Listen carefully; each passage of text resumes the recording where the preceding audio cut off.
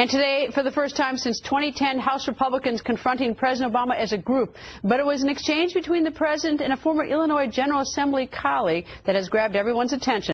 Peter Roskam going toe-to-toe with President Obama. He joins us. Nice to see you. Thanks, Greta. And you served with the president in the Illinois government? Right. We were in the Illinois Senate together for 4 years. All right. So today it's been reported that you gave him a little hard time, that you said that Congress fears that he is leading our nation to the same financial bankruptcy as Illinois has. Yeah, look, I mean, when House Republicans, and I think most of the country, Greta, hear the president's articulated view of how to fix the economy, they hear the same sort of rhetoric that has led Illinois to be a financial basket case. So in other words, chase revenues, the revenues underperform, don't deal with the underlying spending problems. And now what's going on in Illinois? Almost $10 billion in unpaid bills, almost the second highest per capita debt of any state in the union, higher than average unemployment rate, a downgrade in the credit rating, and all of these things are exactly what President Obama portends as he articulates he needs more and more and more revenue. So when you said that to him, what did he say? Look, I mean, Barack Obama is an incredibly skilled guy as it relates to these types of questions. When it all came down to it, he doesn't have an answer because there is no answer. But what did he say to you? What he said was, oh, it's a bipartisan problem in Illinois, and he goes back and wants to relitigate Illinois history. But I think his challenge is how to create a bipartisan agenda in this town when what he's doing is redefining terms. So he's redefining tax reform, not the traditional word of tax reform, meaning you lower rates and use that to close loopholes to lower rates. He wants to use it to say, well, we're going to close loopholes to pay for more spending. Congressman Tom Price said, why no budget? What was his explanation why he has no budget? The Senate has a budget and the House has a budget. Again, it was, he had a very difficult time answering that question. Well, what did he say? Yeah, I mean, it was like, look, you've listened to him. He's got no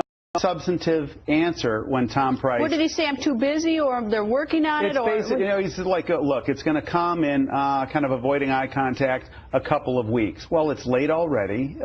He was challenged in the meeting. Are you presenting this late on a rope-a-dope effort after we passed the budget that Paul Ryan's leading us on? You know, it's all those sorts of things. And here, this was a big attempt to try and bring people together. I thought, look, our members respect the presidency, and we're respectful of him in that opportunity, but he didn't follow through on these core themes. How do you react to Congressman Lankford, who asked him whether he's just campaigning and that his only goal is to defeat the Republicans in the House? Well, he didn't cancel his event tonight, going to Organizing for America. And he's also got to, if you're trying to build confidence, don't go and say, my first job on election night is to call Nancy Pelosi and make a commitment that I'm going to thin the herd of the very people that I'm coming over here to. But how do you answer it? I mean, when he was asked by the question, did he say, no, I'm not campaigning, or I'm out there speaking to the people? What was his explanation? He said the Organization for America is now a policy-driven effort, and he goes, I'm going to campaign for Democrats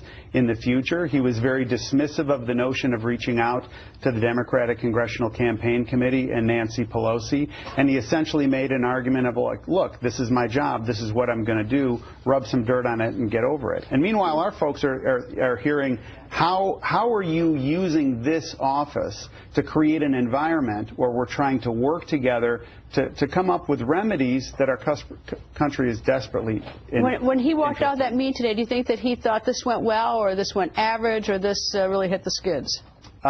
Look, I think the president lives sort of the happy life of low expectations when it comes to interacting with House Republicans. We were gracious, we were courteous, we were respectful, but our members were very that we're not going to be pursuing this revenue trap where he continues to be articulating that the only way you can solve this problem is by revenues. Dave Camp, chairman of the Ways and Means Committee, posed a great question. He said, look, there's common ground, Mr. President, if you're saying you're in favor of some changes on Medicare, that we don't know what his changes are, but if he's in favor of them, and he says he is, then let's pass those rather than waiting. Let's move forward on the common ground. He said no. And my argument is Barack Obama is clearer on revenues and his demand for revenues than he is on, our policies as it relates to Iran. There's more clarity about his desire for more revenues than any other theme coming out of his administration. Congressman, thank you, sir. Thank you.